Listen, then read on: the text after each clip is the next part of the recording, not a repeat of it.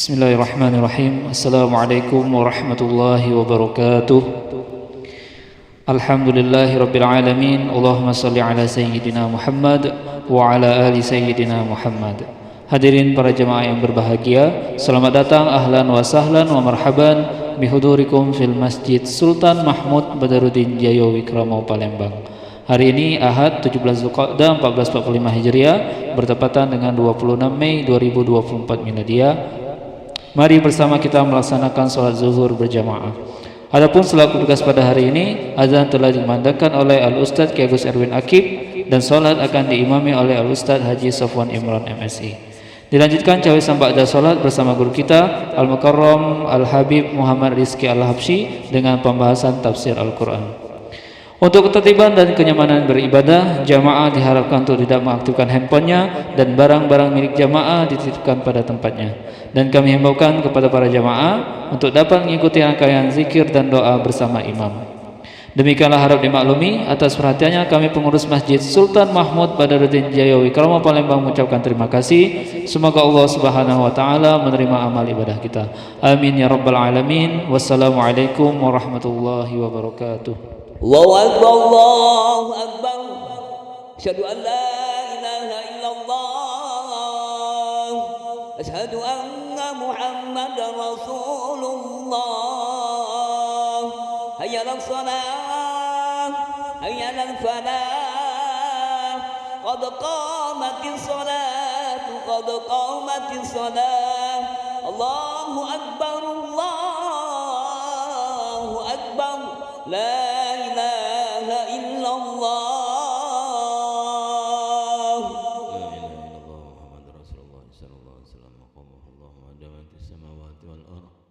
وجعلنا من صالح أهلها استووا أقيموا وسبكم واعتدلوا وتراصوا وصل القلم.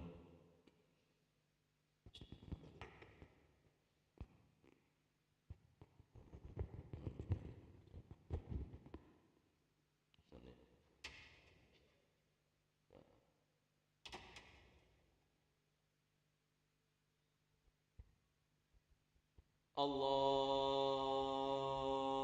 Akbar.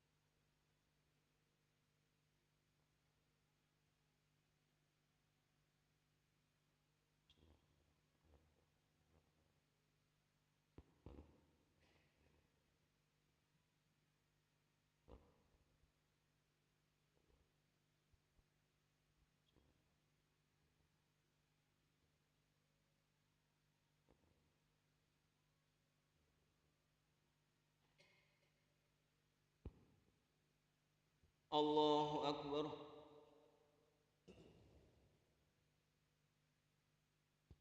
Sami Allahu liman hamidah. Allahu Akbar.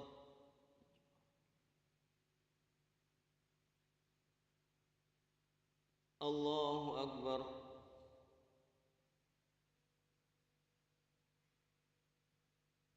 Allahu Akbar.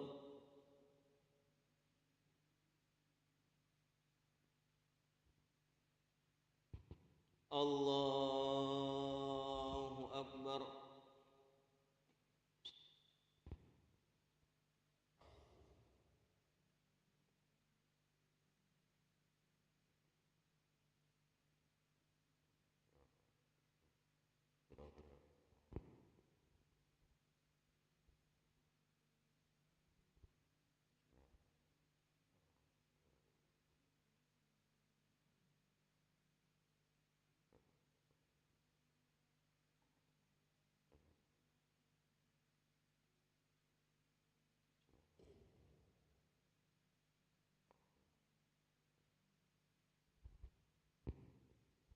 Allahu Akbar.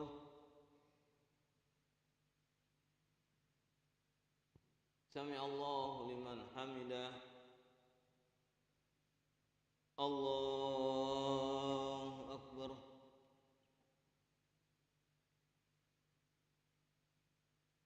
الله أكبر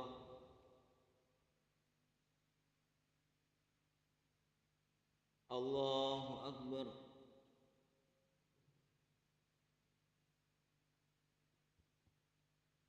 الله أكبر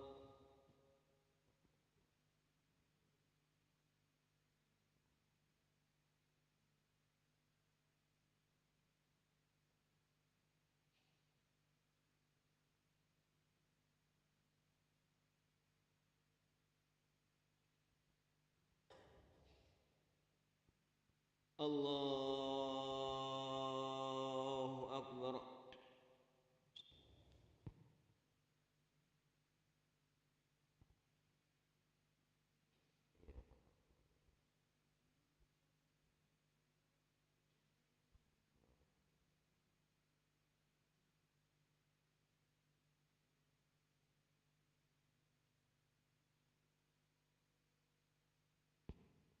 الله أكبر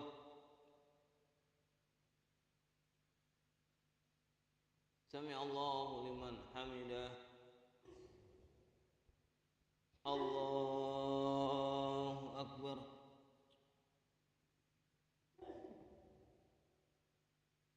الله أكبر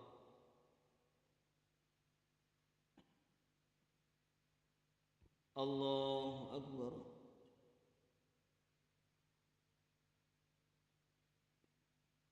الله أكبر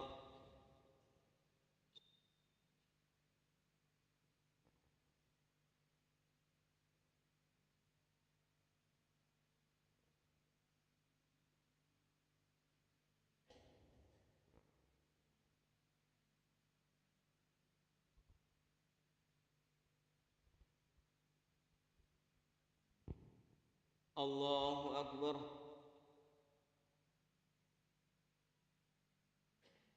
سمع الله لمن حمده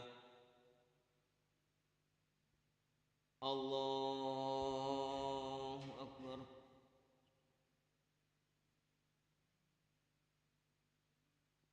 الله أكبر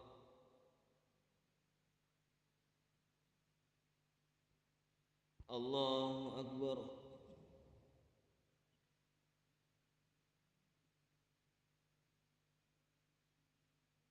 الله أكبر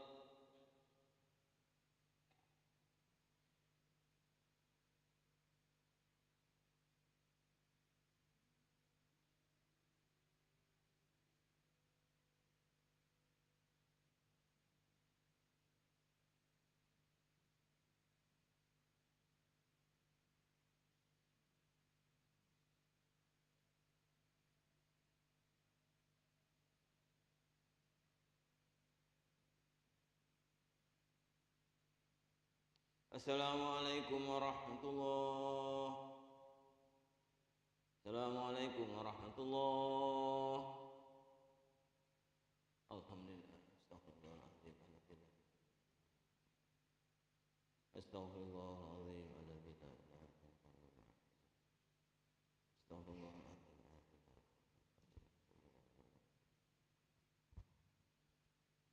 La ilaha illallah lahu la syarika lah له الملك وله الحمد حين وهو على كل شيء قدير لا إله إلا الله له لا شريك له له الملك وله الحمد حين وهو على كل شيء قدير لا إله إلا الله له لا شريك له له الملك وله الحمد حين وهو على كل شيء قدير لا إله إلا الله وحده لا شريك له له الملك وله الحمد حين وهو على كل شيء قدير لا إله إلا الله وحده لا شريك له له الملك وله الحمد حين وهو على كل شيء قدير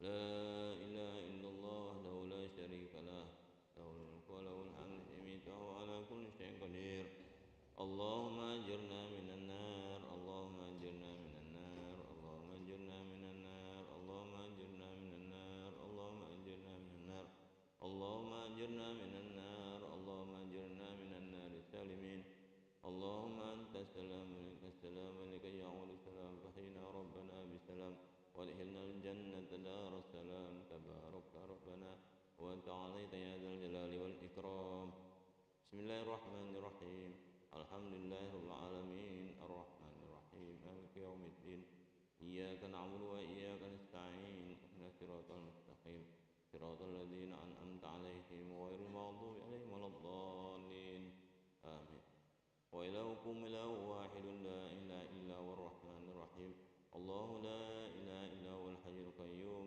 لا تأخذه سنة ولا نوم له ما في السماوات وما في الأرض من ذا الذي يشفع عنده إلا بإذنه يعلم بين أيديهم وخلفهم ولا يحيطون بشيء من علمه إلا ما شاء وسع كرسيه السماوات والأرض ولا يؤوده وهو العلي العظيم بسم الله الرحمن الرحيم قل هو الله أحد الله الصمد لم يلد ولم يولد ولم يكن له كفوا أحد بسم الله الرحمن الرحيم قل هو الله أحد الله الصمد لم يلد ولم يولد ولم يكن له كفوا أحد بسم الله الرحمن الرحيم قل هو الله أحد الله الصمد لم يلد ولم يولد ولم يكن له كفوا أحد إلهي يا ربي يا ربنا يا معبود سبحان الله سبحان الله سبحان الله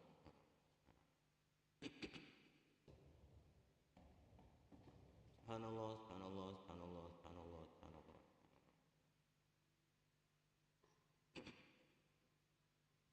سبحان الله العظيم وبحمد الكريم دائما أبدا الحمد لله الحمد لله الحمد لله الحمد لله الحمد لله الحمد لله الحمد لله الحمد لله الحمد لله الحمد لله الحمد لله الحمد لله الحمد لله الحمد لله الحمد لله الحمد لله الحمد لله الحمد لله الحمد لله رب العالمين على كل حال وفي كل حال ومنته الله أكبر الله أكبر الله أكبر الله أكبر الله أكبر الله أكبر الله أكبر الله أكبر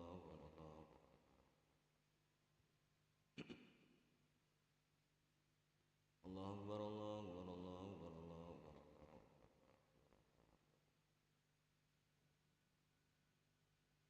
الله أكبر كبيرا والحمد لله كثيرا وسبحان الله بكرة وأصيلا لا إله إلا الله وحده لا شريك له له الملك وله الحمد يميت وهو على كل شيء قدير ولا حول ولا قوة إلا بالله العلي العظيم أستغفر الله العظيم أعوذ بالله من الشيطان الرجيم بسم الله الرحمن الرحيم الحمد لله رب العالمين حمدا شاكرين حمدا ناعمين حمدا يوافي نعمه ويكافئ فضله يا ربنا لك الحمد كما ينبغي لجلالك الكريم وعظيم سلطانك اللهم لك الحمد لك المشتكى وأنت المستعان ولا حول ولا قوة إلا بالله العلي العظيم سبحانك لا نحصي ثناء عليك أنت كما تستحق ولك الحمد حتى ترضى ولك الحمد بعد رضاك ولك الحمد إذا رضيت أنا دائما أبدا اللهم صل على حبيب الرحمن أدل منك وما سكن اللهم صل على سيدنا محمد ندم في علم الله صلاة دائمة بدوام ملك الله ومن يتق الله يجعل له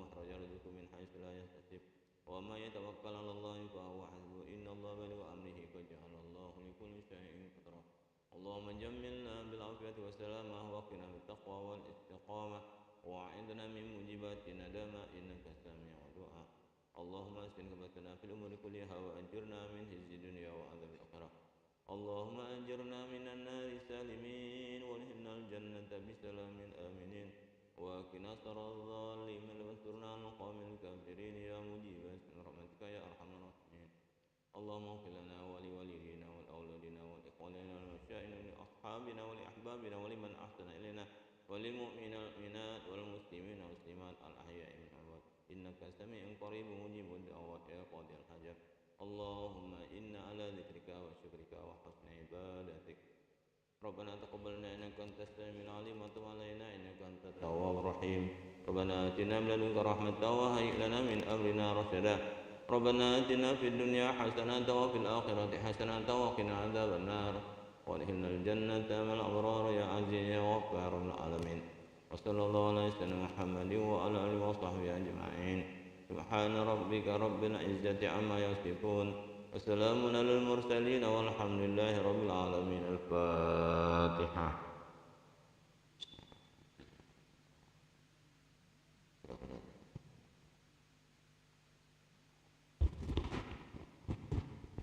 آمين آمين. اغفر لنا ذنوبنا أجمعين. دعواهم فيها سبحانك اللهم فيها سلام وآخر دعواهم من الحمد لله رب العالمين.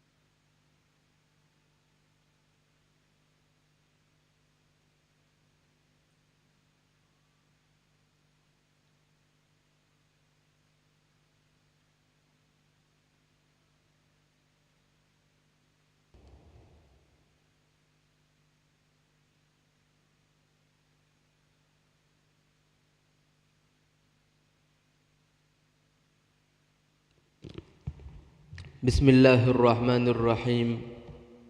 Alhamdulillah.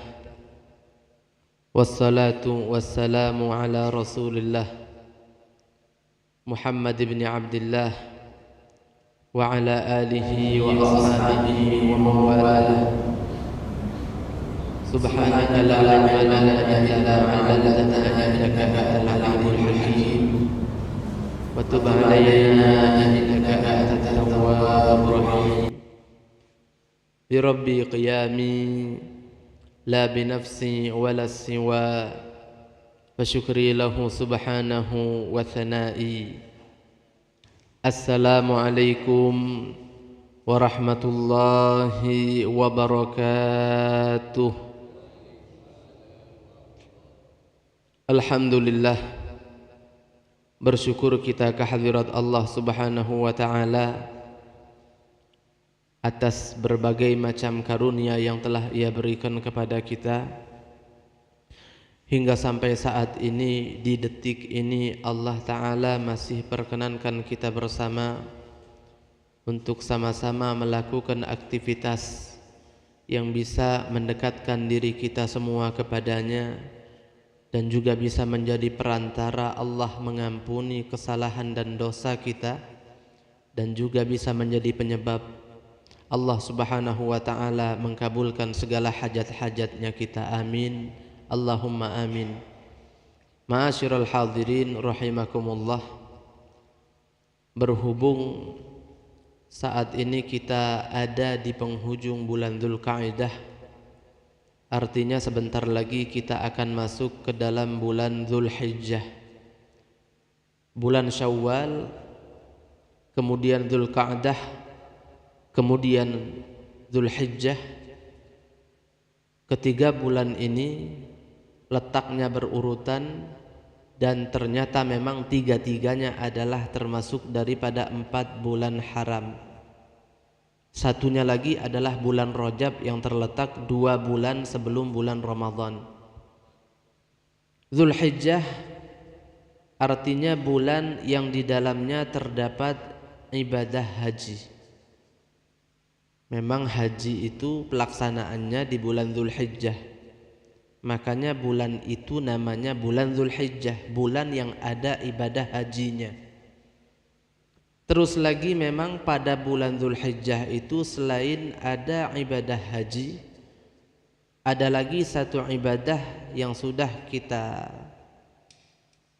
ketahui bersama, juga tepat pelaksanaannya pada tanggal 10 Dzulhijjah sampai dengan akhir bulan, atau maaf, akhir hari-hari tasyrik, tanggal 11, tanggal 12 dan tanggal 13 Dzulhijjah. Itu ada ibadah kurban. Kurban diambil dari kata-kata qaruba yaqrubu qurbanan, yang artinya menjadi dekat.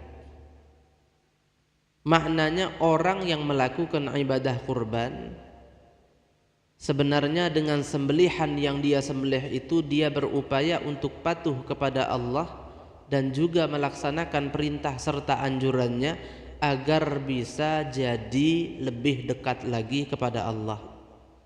Jadi ibadah korban itu bukan karena kita ngorbankan sapi disembelih, namun yang jadi ibadah korban bukan. Diambil dari kata-kata qaruba yaqrubu qurbanan, yang artinya dekat. Artinya kalau kita mau lebih dekat lagi kepada Allah, maka laksanakanlah ibadah kurban. Bisa kambing, bisa juga sapi. Kalau kambing jatah 1 orang saja. Kalau sapi boleh sokongan orang 7. Atau kalau kita mungkin Allah takdirkan, Allah beri kesempatan ketika musim haji kita ikut pergi haji, ingin kurban misal, boleh pakai unta. Jadi hadirin rahimakumullah, di sini akan kita bahas tafsir ayat yang di dalamnya terdapat sejarah awal mula pensyariatan ibadah kurban ini.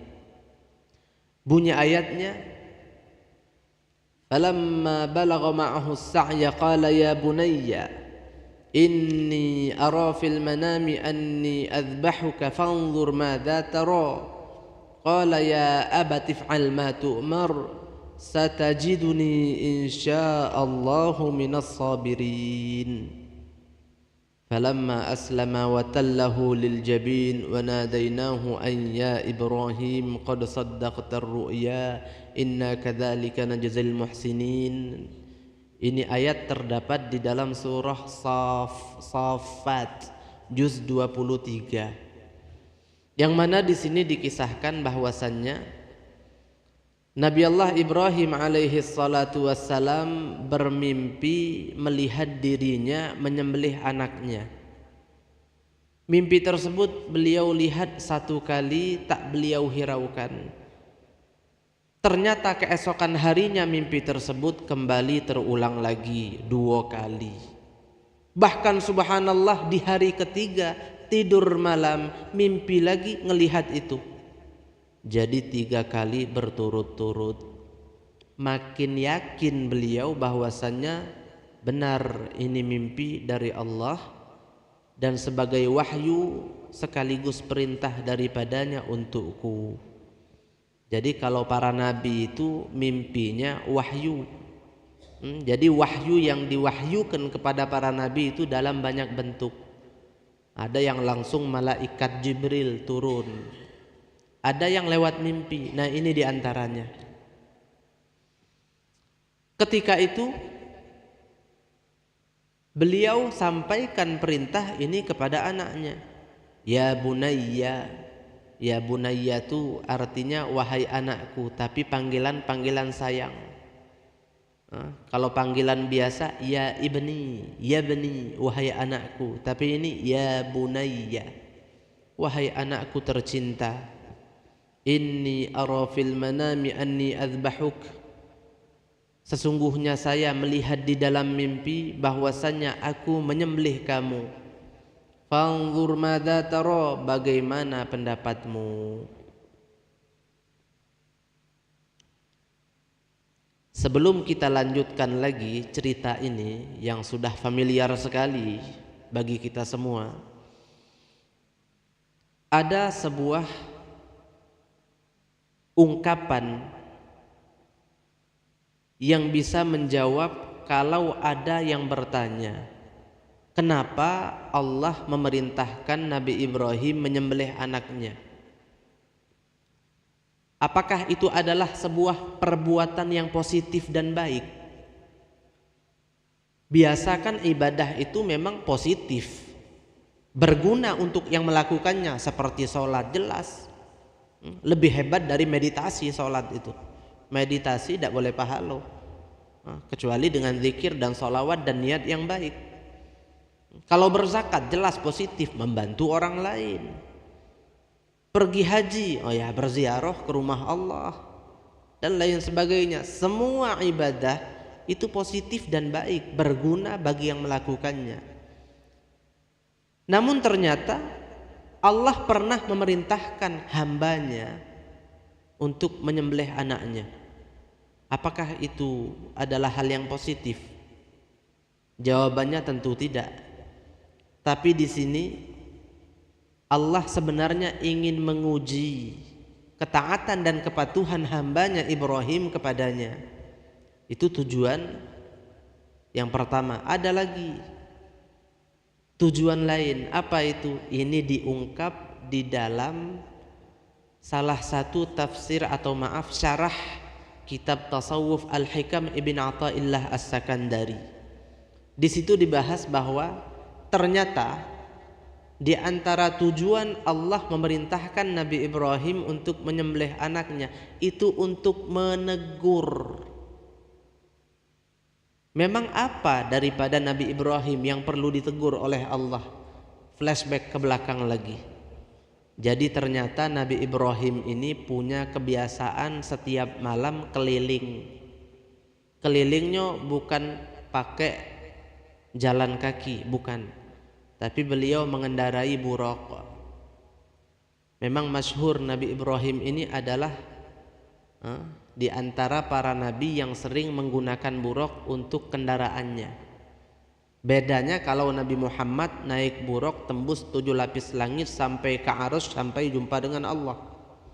Tapi kalau Nabi Ibrahim gunakan buruk untuk berkeliling di bumi saja. Nah, beliau punya kebiasaan setiap malam keliling, melihat keadaan umatnya di malam hari.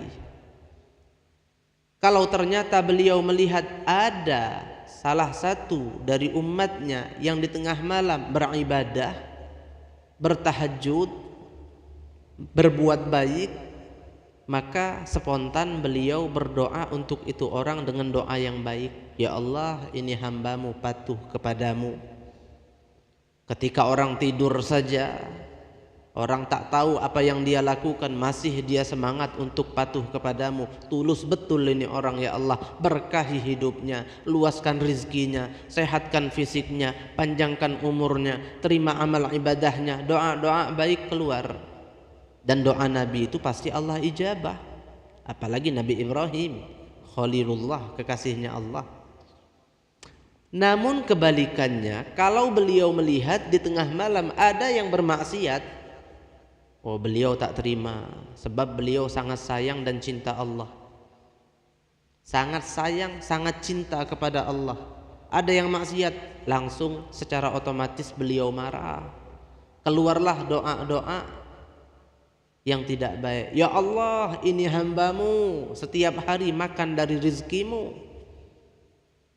Kau beri nafas lega kepadanya, kau beri tidur nyenyak kepadanya, kau beri tempat tinggal, kau beri keluarga, kau beri segala kepadanya, ya Allah.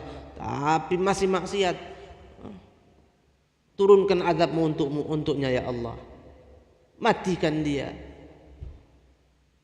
Jadi doa itu pun Allah ijabah. Secara spontan orang itu mendapat azab dari Allah. Itu berulang setiap malam.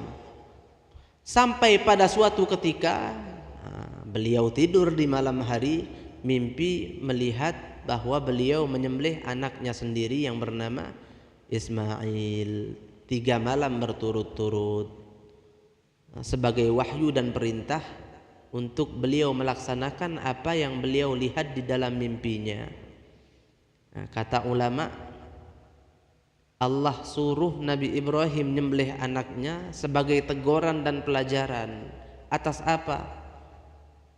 Karena beliau seringkali kalau melihat hamba Allah bermaksiat, minta kepada Allah untuk memusnahkannya dan untuk mengadabnya. Allah itu Rahman, Allah itu Maha Pengasih, Maha Penyayang. Semua hambanya mendapat kasih sayangnya. Ketika di dunia Allah tak pandang bulu, implementasi dari sifat Allah yang bunyinya Rahman, ay Rahmanud dunya, yang akan mengasihi hambanya ketika di dunia, tak pandang bulu siapapun.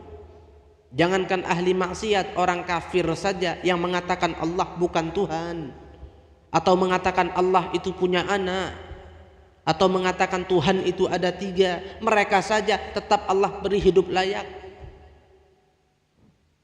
Jadi Allah mengasihi semua hambanya ketika di dunia. Adapun di akhirat, maka yang akan terwujud adalah sifat Allah yang bunyinya Rahim, ay Rahimul akhirah. Akan mengasihi hamba-hambanya yang patuh saja kepadanya ketika di dunia. Nah, jadi Allah memberi teguran kepada Nabi Ibrahim, wahai Ibrahim, bahasanya kurang lebih seperti ini. Aku nih sayang kepada semua hambaku, bahkan kasih sayangku kepada hambaku melebihi kasih sayangmu kepada anakmu.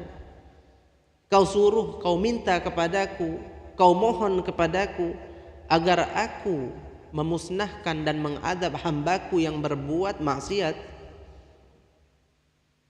sedangkan aku menyayanginya, sedangkan aku mengasihinya, dan aku maha tahu. Kau tak lapor, aku tahu. Kau tak kasih tahu, aku tahu. Bahkan sebelum kau tahu, aku tahu. Kau minta kepadaku untuk mengadab hamba-hamba yang sangat kusayangi. Ayo sekarang coba engkau. Kau punya anak sangat kamu sayang, coba sembelih. Berat atau tidak? Nah, kurang lebih seperti itu. Jadi dapat teguran secara tidak langsung beliau dari situ. Ternyata beliau harus belajar mengasihi lagi umatnya. Jadi kalau kita ingat ibadah kurban ini, tahu sejarahnya, maka kita akan ingat, ya salam, betapa kasihnya Allah ke kita, betapa besarnya kasih sayang Allah kepada kita selaku hambanya. Ahli maksiat baik, lagi Allah sayangi, lagi Allah kasihi. Tapi tetap di dunia saja itu. Adapun di akhirat ya masing-masing golongan ada tempatnya. Dan tentunya kita berusaha untuk menjadi hamba terbaik bagi Allah Subhanahu wa taala. Namun memang ada sebagian orang yang karena Allah sangat sayang dia, Allah ingin dia jadi orang beruntung di akhirat, dia bermaksiat di dunia langsung Allah tegur, Allah kasih musibah. Ada. Bukan dengan adab ya, intinya dia mendapat teguran, mendapat peringatan dari Allah. Allah beri musibah, jadi ingat, ya Allah astagfirullah, mungkin aku sholatnya selama ini banyak bolong sehingga Allah uji aku, sehingga Allah berikan musibah ini, teguran untuk aku. Mungkin karena aku selama ini tidak tunaikan zakat dengan baik, mungkin selama ini kadang-kadang aku masih suka maksiat.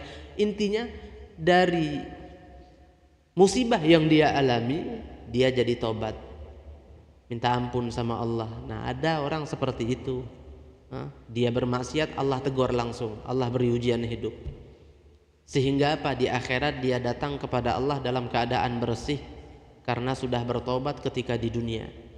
Kasihan yang Allah telantarkan tadi bermaksiat berkepanjangan, tapi tetap Allah beri kemakmuran hidup sampai wafat dalam keadaan Allah tak ridha kepadanya, wala'iyadzubillah. Jadi ini adalah penyebab kenapa Allah Subhanahu wa taala memerintahkan kepada Nabi Ibrahim untuk menyembelih anak yang sangat disayanginya. Nah, terus kita lanjutkan lagi pada cerita tadi. Jadi Nabi Ibrahim sampaikan kepada anaknya, inni ara fil manami anni azbahuk. Saya lihat di dalam mimpi saya sembelih kamu.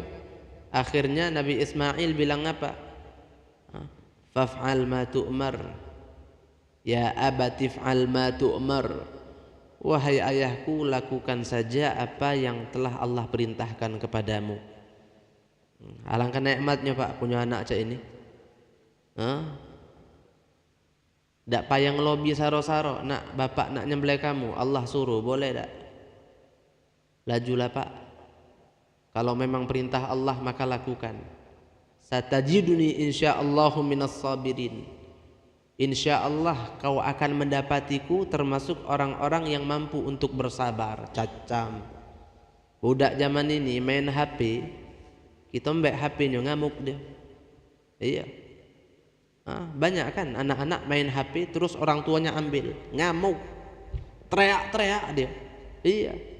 Seakan-akan dia lupa itu bapaknya, itu ibunya. Nah, itu anak zaman sekarang itu. Apa pasal HP bae cuman. Ada yang minta beliin gadget yang baru, ndak dibeliin, digebukinnya bapaknya. Aduh. Jadi memang di akhir zaman ini ya banyak anak-anak yang seperti tuan bagi kedua orang tuanya. Tanda akhir zaman antalidal amatu rabbataha, kata Nabi. Di antara tanda akhir zaman, kiamat tak lama lagi, banyak para hamba melahirkan tuannya. Maksudnya apa? Anak di rumah cak rajo, cak majikan. Babunya siapa? Bapak dan ibunya. Wala'iyadzubillah. Jadi ketika itu si anak luar biasa, menerima dengan lapang dada dan bisa bersabar. Akhirnya dibawalah Nabi Ismail oleh Nabi Ibrahim ke padang luas yang cukup jauh dari rumah. Saat itu Ismail mulai disandarkan ke sebuah batu. Kemudian Ismail berkata, wahai ayah, tolong ikatan tangan, kaki dan tubuhku ini kencang-kencang, dipatenkan ikatannya, sebab nanti aku takut berontak, ikatannya terlepas karena aku merasa sakit, nanti engkau akan kerepotan. Terus hati-hati wahai ayah, jangan sampai nanti saat kau potong leherku, cipratan darahku mengenai pakaianmu.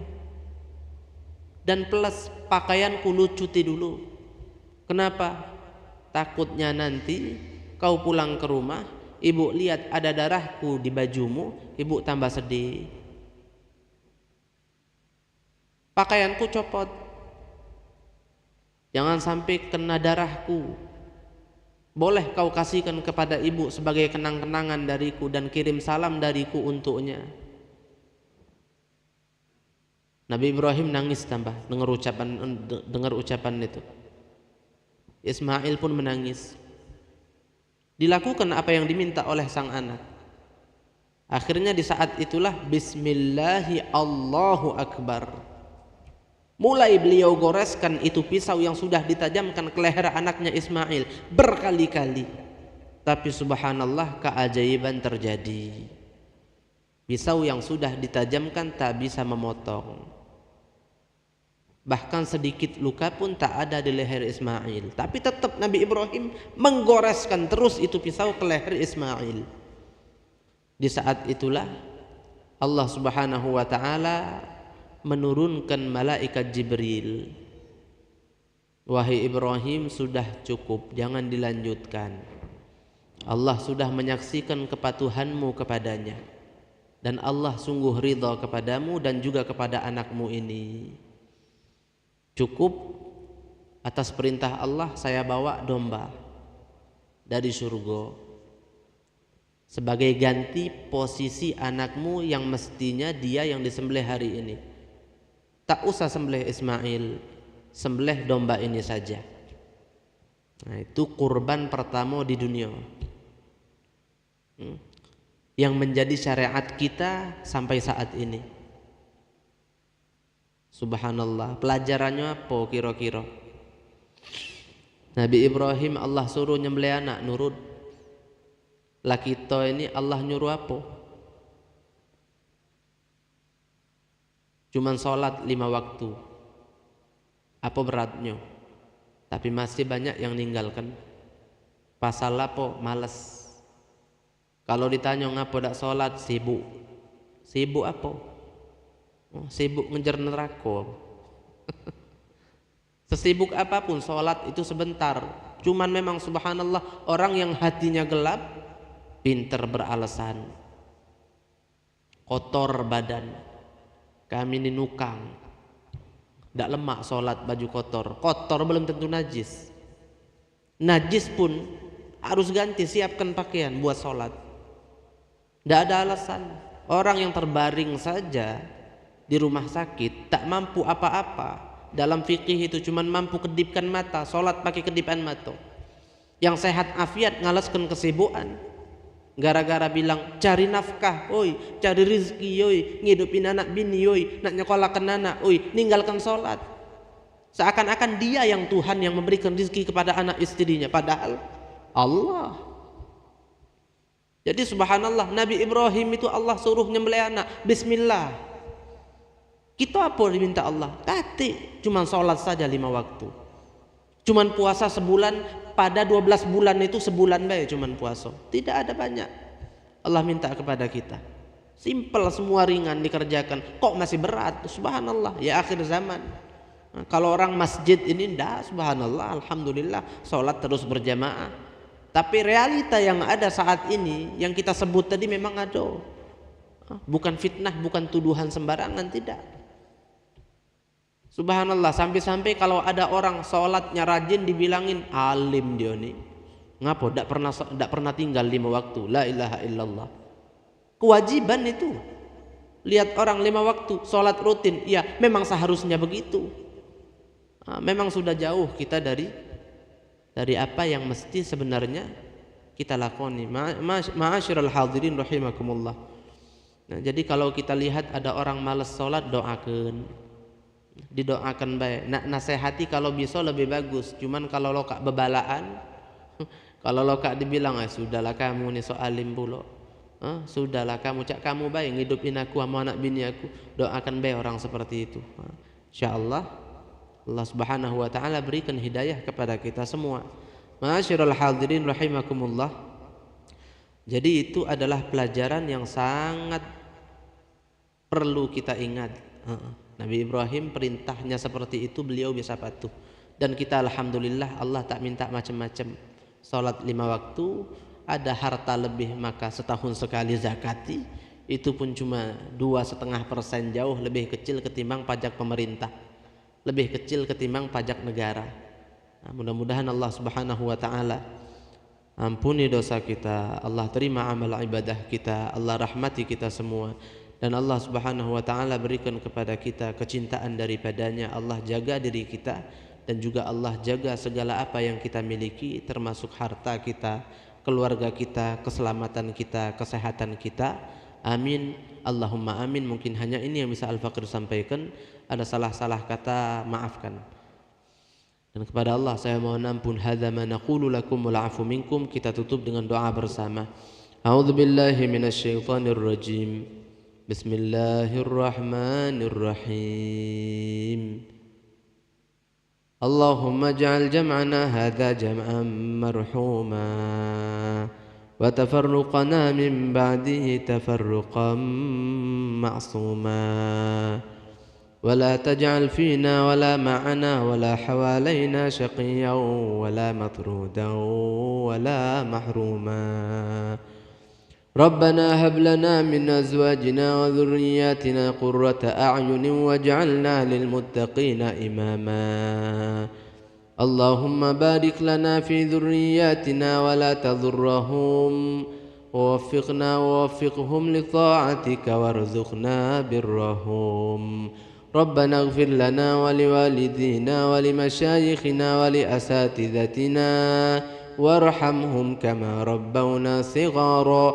ربنا آتنا في الدنيا حسنة وفي الآخرة حسنة وقنا عذاب النار.